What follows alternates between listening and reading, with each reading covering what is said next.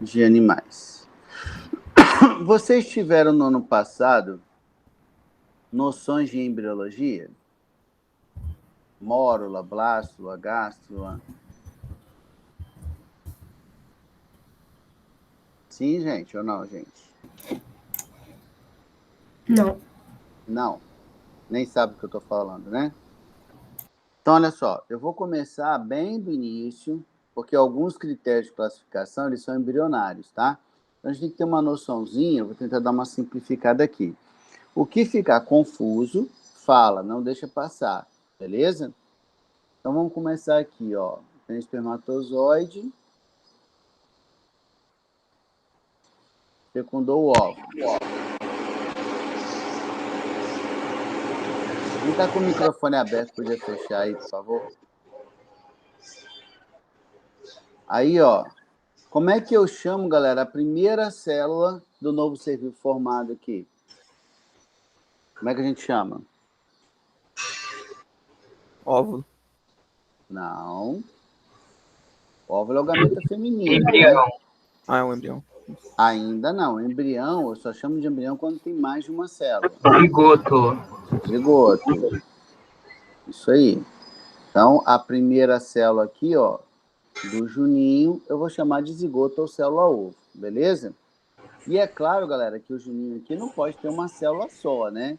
Então, ele vai precisar aumentar o número de células para alcançar aí os milhões, bilhões, trilhões de células que o compõem. Que divisão celular que ele vai usar segundo ano? Mitose ou meiose? Mitose. Mitose. E aqui, pessoal, em embriologia, nós costumamos chamar a mitose de clivagem ou conjunto de mitoses de clivagem.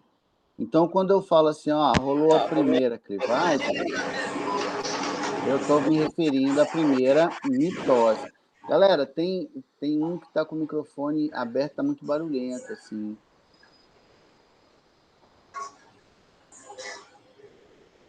Beleza. E é assim que a gente representa a mitose, ok? Então, primeira clivagem, primeira mitose é a mesma coisa. Gabriel, é o seu microfone, Gabriel. Gabriel, você está me ouvindo? Foi mal. Beleza. Bom, então olha só. Quando uma célula sofre uma mitose, ela gera quantas células?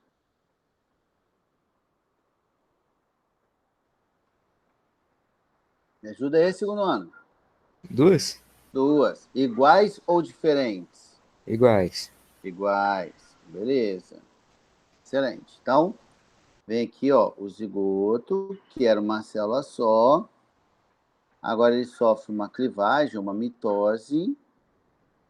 E agora sim passa a ser chamado de embrião. Beleza? Agora eu posso chamá-lo de embrião. E aí, galera, cada célula dessa que o embrião forma é chamada de blastômero. Beleza? Então, aqui a gente está vendo o embrião numa fase de 2 blastômeros. Uma fase ainda bem incipiente, beleza? Ainda bem inicial ainda. Então, cada célula dessa é blastômero, tá? Beleza. Para a gente poder... por exemplo, vamos supor que agora ele vai sofrer uma segunda clivagem e vamos imaginar que esses blastômeros se dividiram ao mesmo tempo, certo? Aí, nesse caso, eu vou formar um embrião com quantas células? 4. 4. Perfeito. Então, agora eu vou formar um embriãozinho com 4 blastômeros. Excelente. E assim vai. Para a gente não ficar perdendo tempo desenhando a mesma coisa, vamos para os finalmente logo, ok? Então, vou botar aqui, ó, a terceira, a quarta e a quinta clivagens. Após a quinta clivagem, pessoal, em tese, esse embrião vai ter quantos blastômeros? 32? 32. Por que eu falei em tese e não bati o martelo e falei que seriam 32? Porque para ter 32, pessoal, pressupõe que todas as células estão se dividindo com a mesma velocidade ao mesmo tempo, o que não é necessariamente verdadeiro, tá certo? Então, por isso que eu usei a expressão em tese. Esse embrião, então, ele seria, então, formado por 32 blastômeros, tá? Vou botar aqui.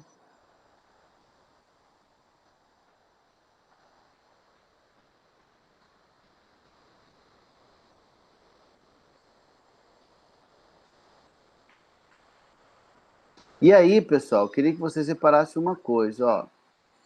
Quando o embrião, ele chega nessa fase aqui, nós dizemos que ele atingiu o primeiro estágio de desenvolvimento embrionário, ok? Primeiro estágio de desenvolvimento embrionário, a gente chama de mórula, que vem de amora mesmo, tá? Porque, na prática, o embrião, nessa fase de mórula, ele é um cachinho de células, compacto, né? Então, primeiro estágio de desenvolvimento embrionário, mórula, com mais ou menos 32 blastômeros. Ok?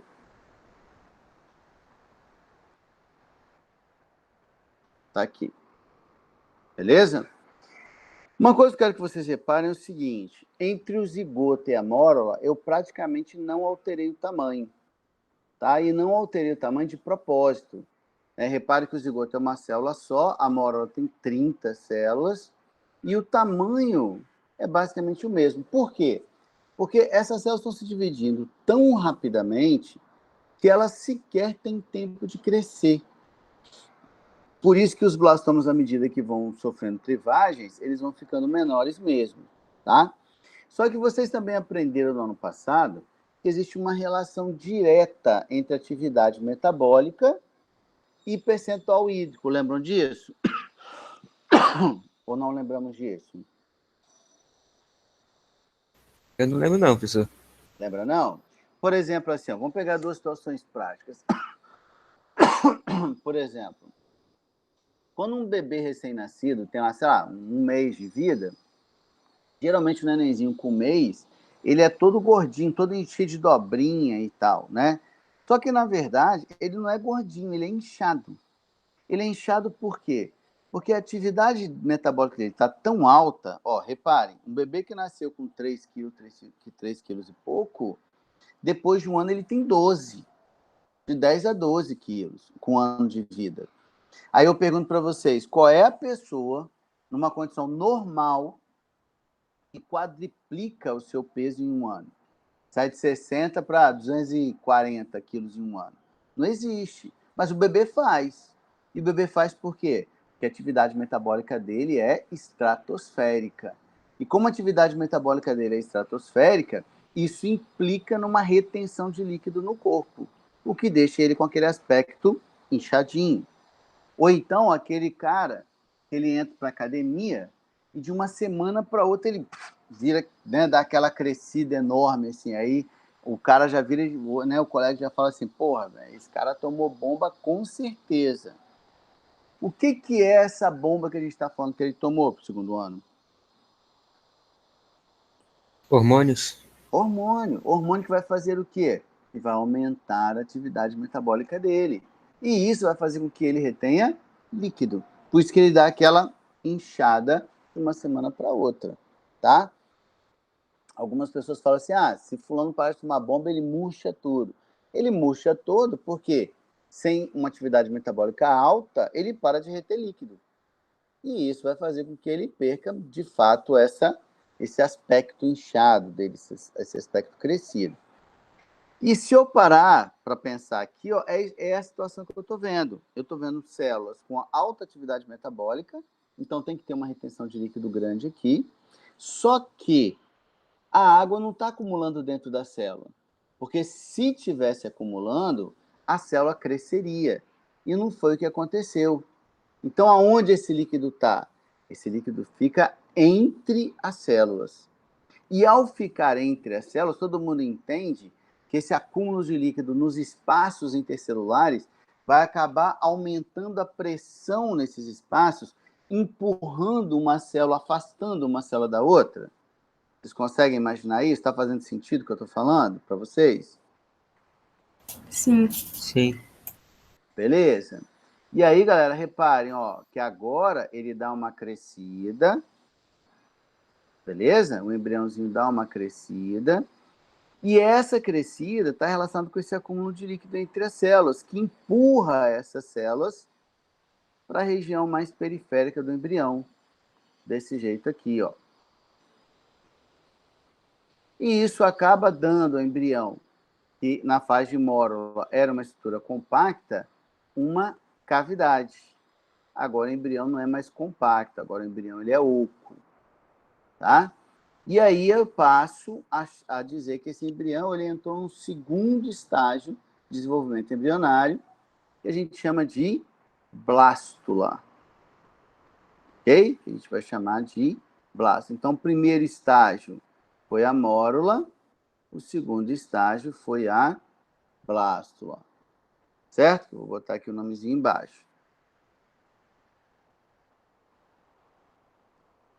Um embrião, por exemplo, humano, para chegar na fase de blástula, ele estaria aí com uns 5 dias de vida, mais ou menos, tá? E essa etapa, digamos assim, do desenvolvimento embrionário, acabou propiciando ao embrião uma camada de células, que a gente vai chamar de blastoderme,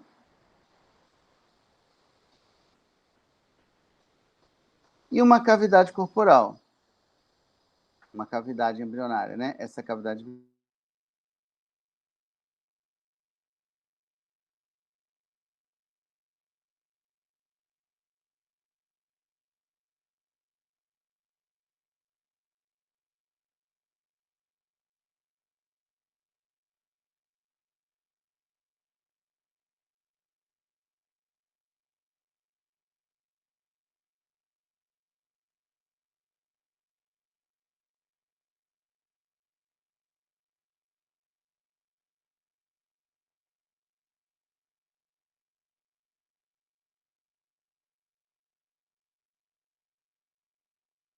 Professor, travou aqui pra gente.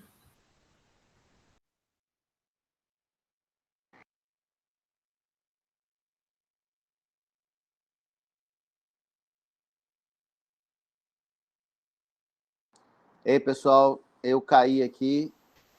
Vocês me ouviram até que parte? Tá falando da cavidade que tinha na blástula. Você falou na Beleza. cavidade interna. Você falou da blastoderme e ia para a próxima. Então, isso aqui vocês chegaram a ouvir, que o que está aqui no caderno. Vocês estão vendo meu caderno? Não. Não. Então, não? Não, cortou. Peraí.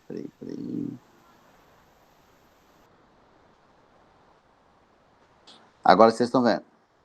Sim. Beleza. Então, até aqui vocês já tinham visto o que eu escrevi aqui, mesmo antes de eu cair, certo? Sim. Sim. Beleza, então. Então, galera, vai chegar o embrião, então ele vai passar para um terceiro estágio. E nesse terceiro estágio, o que vai acontecer? Lembrando, pessoal, que eu estou fazendo o embrião em corte, tá? A partir daqui, o embrião ele já é alongado assim, ó. Beleza? Ele já é compridinho. Eu estou mostrando só um corte transversal, tá bom? Para facilitar meu desenho. Nesse caso, o que vai acontecer? Ó? Nessa região ventral do embrião, vai ocorrer uma invaginação. Ou seja, essa camada de células que está na barriga do embrião vão começar a invadir a blastocele, tá? E a estrutura ficaria assim, só para vocês entenderem, ficaria mais ou menos assim, ó.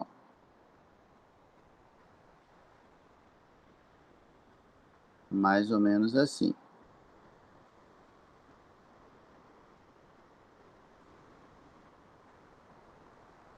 Todo mundo entendeu o que eu fiz? Vou repetir as células aqui.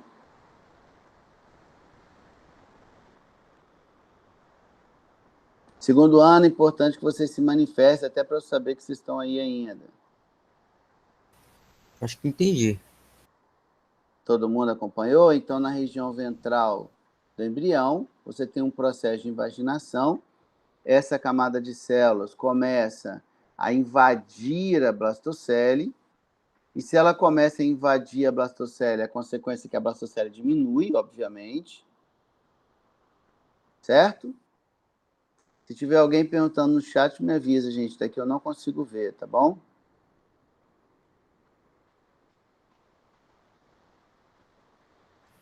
E aí? Pode falar. Blastocele, quando o senhor falou, é a parte de dentro ali da blástula? Isso, é a É a cavidade da setinha ali da blástula. blástula também. Ou Isso, hein? blástula 2 vezes. É assim mesmo? Ah, não, desculpa. Você tem razão. Eu que escrevi errado aqui. Acabei repetindo, né? Foi mal. Bem observado. Isso aqui é blastocele. Blastocele.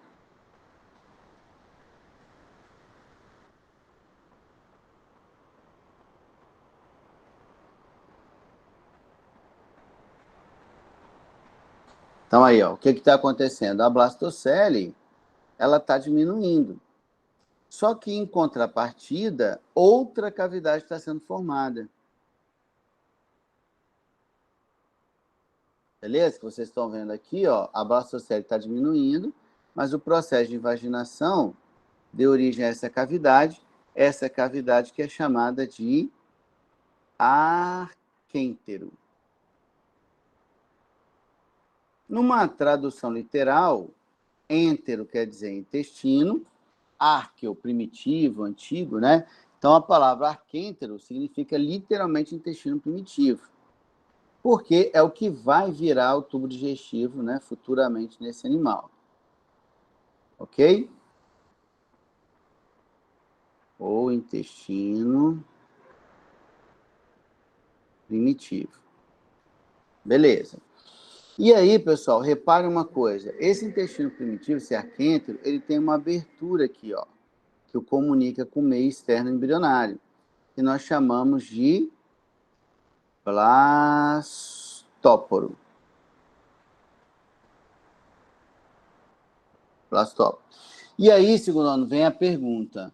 Ora, se o arquêntero vai virar o futuro tubo digestivo e o blastóporo é uma abertura desse arquêntero, o blastóporo só pode virar duas coisas, concordam?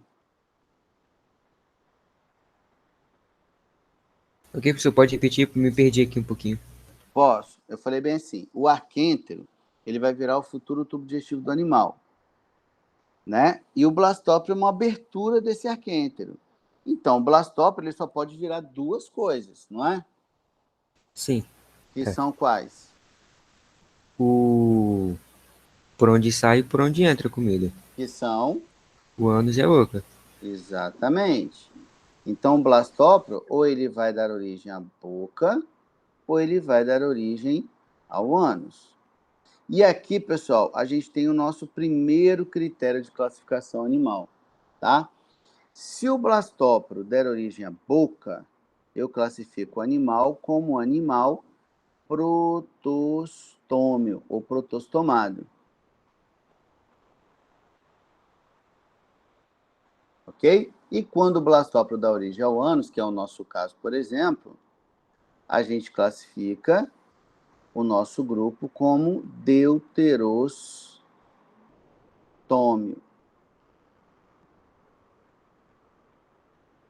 Deuterostômio. Beleza, pessoal? Então, o primeiro critério de classificação, eu acabei de citar. É o destino do blastóporo, tá? Então, se o blastóporo der origem à boca, eu classifico o animal como protostômio. Se o blastóporo dá origem ao ânus, eu classifico o animal como deuterostômio. Até aqui tudo bem? Sim. Sim, sim. Beleza. E essa fase aqui, galera, que ainda não terminou, a gente chama de... É uma terceira fase, tá?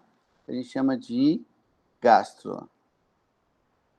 Então, uma característica da gastro é o surgimento do arquêntero, certo? Só que, além disso, ainda tem um detalhe que é o seguinte.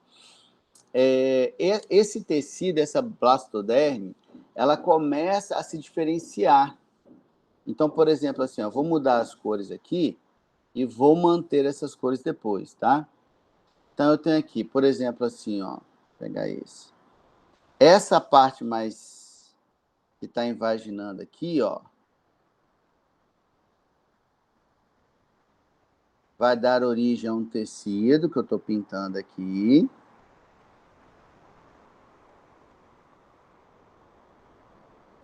E a parte de cima dele vai dar origem a outro tecido. Então, repare, antes eu tinha só um tecido, que era o preto. Agora eu tenho 3 tecidos, o preto, o vermelho e esse marronzinho que eu fiz aqui. Beleza? E esses tecidos, galera, já são tecidos embrionários. Já são tecidos embrionários chamados de... Eu vou sempre manter as cores, tá? Então, vermelho daqui para frente vai ser sempre o tecido chamado de mesoderme. O preto vai ser sempre o tecido chamado de ectoderme.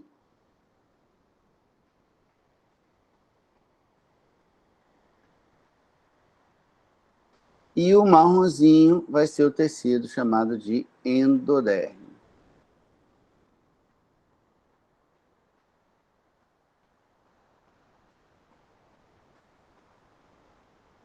E como eu falei, esses tecidos, galera, são chamados de...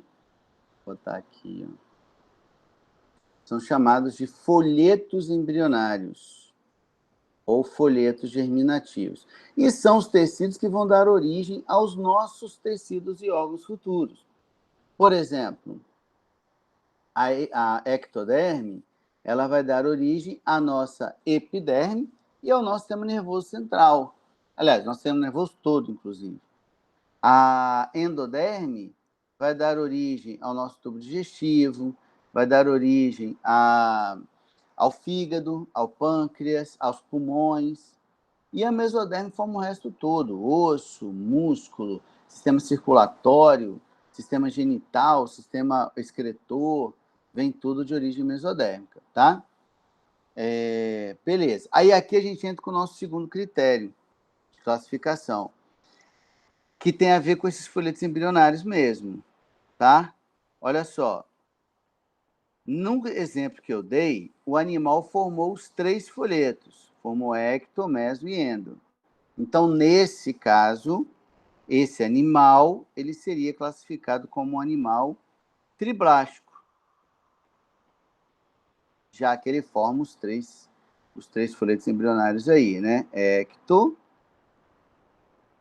meso e endo. E endoderme. Beleza? Só que existem animais que só formam 2. E aí, nesse caso, eu vou classificá-lo como diblástico, porque ele só vai formar a ectoderme e a endoderme. Ok? Então, nosso segundo critério de classificação, o número de folhetos germinativos ou folhetos embrionários. Segundo ano, conseguimos acompanhar? Tá suave? Tá de boa? Diga aí para mim. Sim. Sim, tá tranquilo. Uma pergunta, nada? Por enquanto, não. Por enquanto, não. Não? Beleza. Beleza, então.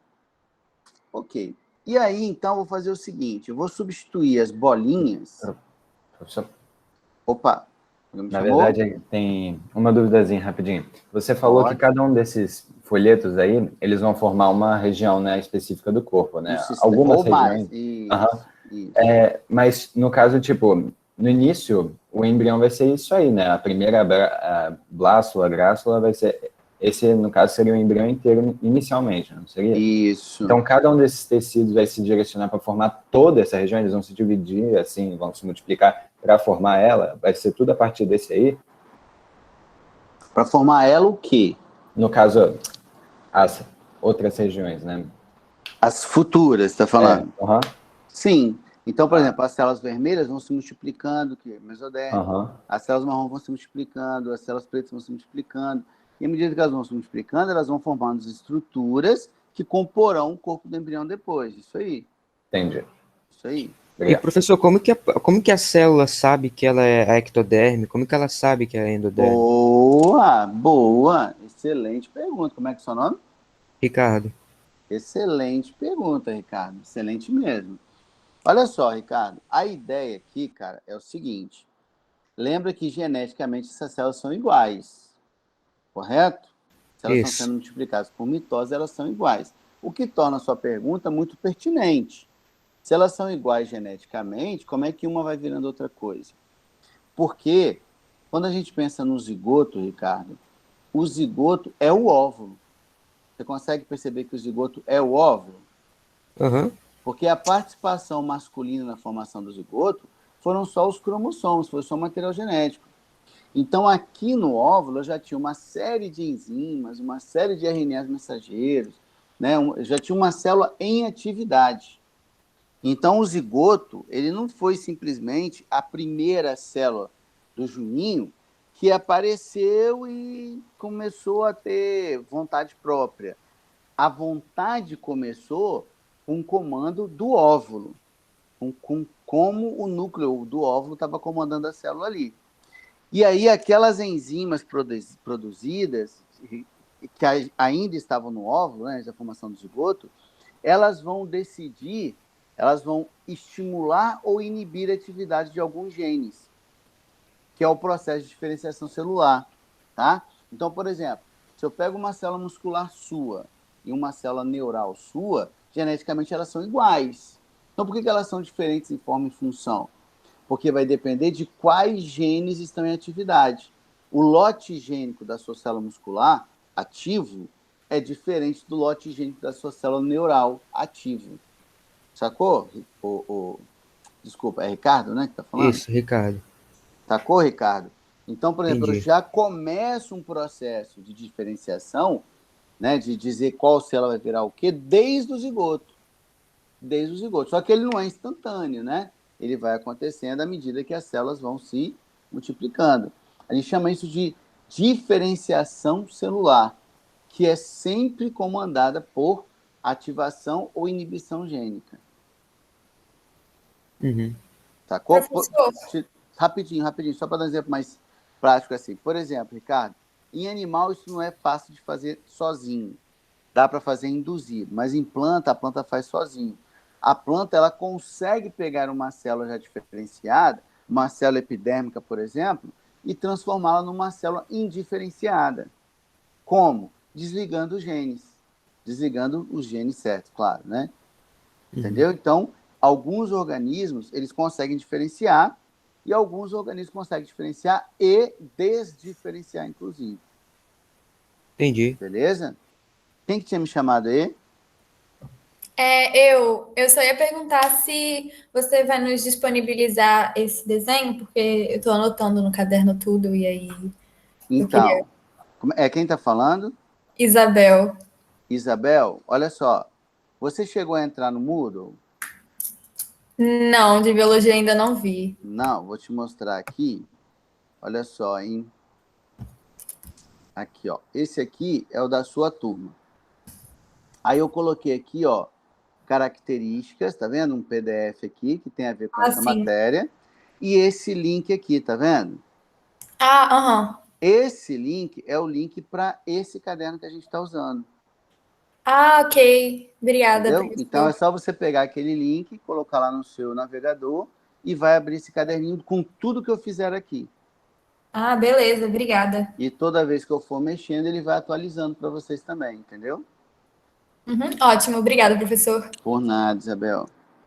Galera, olha só. Eu ia fazer um outro desenho aqui agora, mas eu vou pedir para vocês uma licença para vocês me liberarem, né, um pouquinho mais cedo, porque eu tenho uma consulta médica daqui a pouco, em Vitória, e eu estou em Vila Velha. Aí eu vou liberar vocês 10 minutos mais cedo para dar tempo de eu chegar lá, tá bom? Tudo certo, professor. Sem Tá? problemas. Aí, se não tiverem mais perguntas, na outra aula eu vou seguir a partir daí, de onde a gente parou, e eu vou sempre usar esse caderninho, tá? Que é uma maneira da gente